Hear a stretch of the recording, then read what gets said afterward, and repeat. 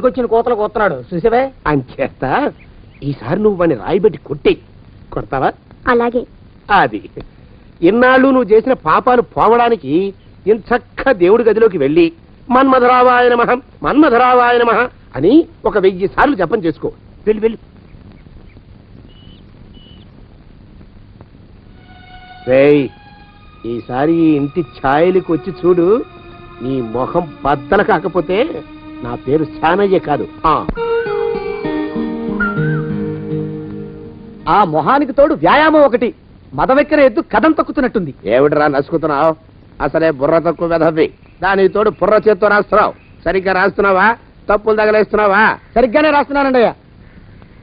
పెళ్లి కోసం నేను వెప్పర్లాడి చేస్తుంటే ఆ ఎదురింటి పీరుగా నీ వెంట పడిందేట్రా? నూనె గుడ్డల మడ్డి వెధవి, తలకెంత నూనె రాసుకోవాలో తెలియని సన్నాసివి, ఏ సైజు బొట్టు పెట్టుకోవాలో కూడా తెలియని కుంకవి. నువ్వెలా నచ్చావురా దానికి?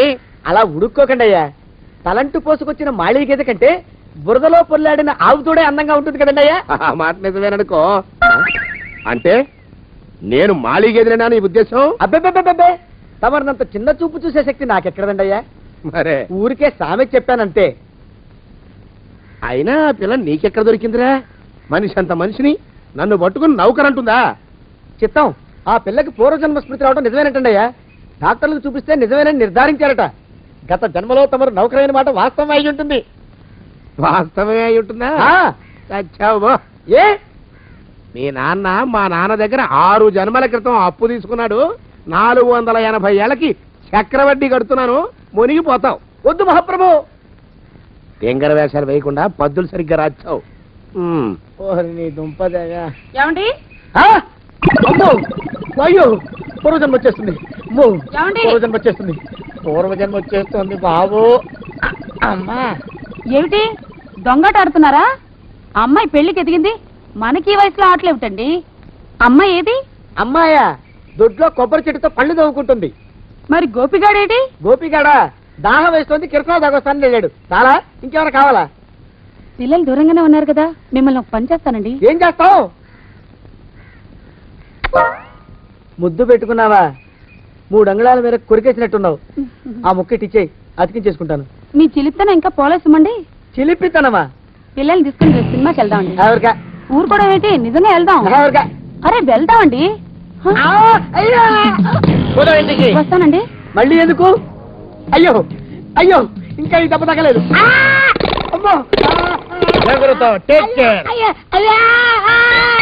శ్రీ హనుమాను గురుదేవులు నాయద. ఏమిటో మాయ అని మళ్ళీ అనే అవసరం లేకుండా చేతులకి ఆ ఎక్స్ప్రెషన్ శాశ్వతంగా ఉండిపోయేలా చేశాడు సుంఠ. అమ్మా, ఏమండి ఈసారి 2 చేతులు రైలు ఇంజన్ కింద పెట్టారా? లేదు, విమానం కింద పెట్టా.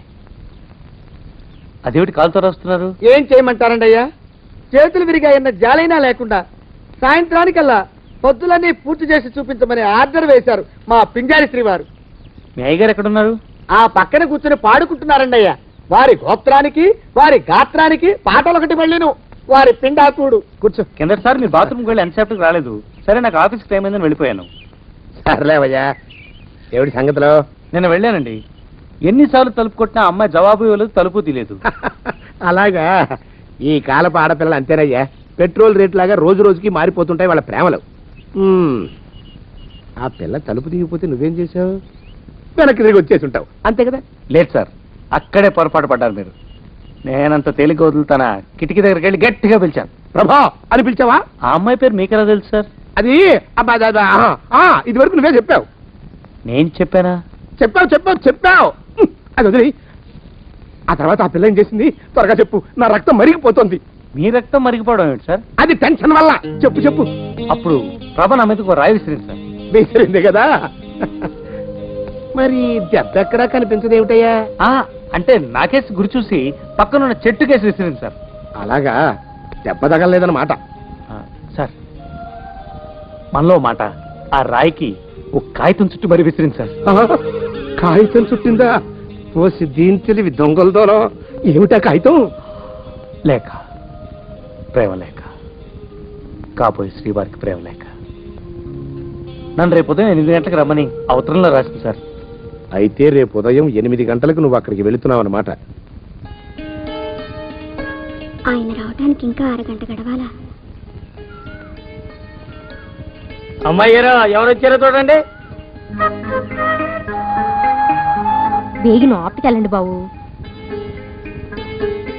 ఇంకా అరగంట ఎలా గడపాలని ఇందాకటి నుంచి ఆలోచిస్తున్నాను. నేను ఇంకా అరగంట గడపాలన్న ఆలోచన భరించలేక వాచ్ను అరగంట ముందుకు తిప్పేసి వచ్చాను.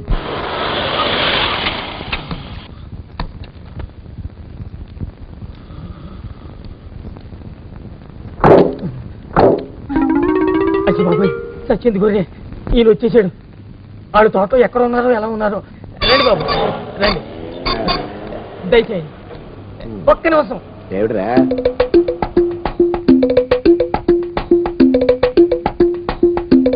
ఏమిట్రా ఈ కొత్త మర్యాదలేమిటి?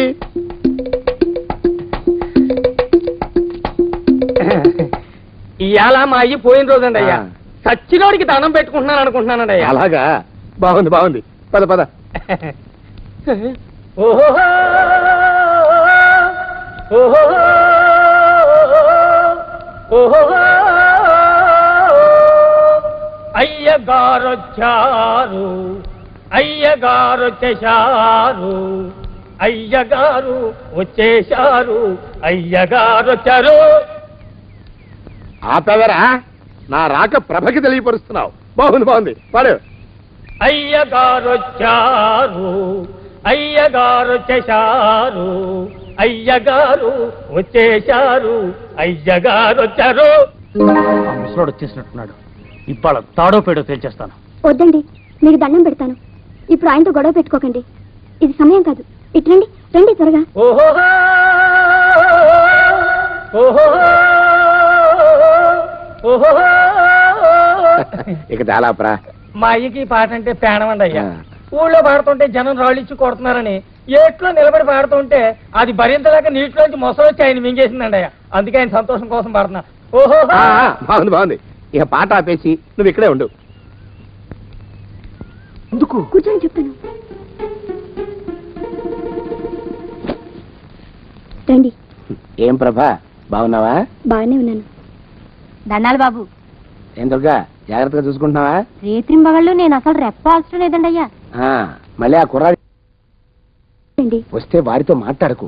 వాడిని పలకరించినా కన్నెత్తి చూసినా ఏం జరుగుతుందో చెప్పాను కదా. పాపం వస్తుంది. యముడు ఊరుకోడు. యమయాతనలకి గురి చేస్తాడు. కత్తుల బొంలో పెడతాడు.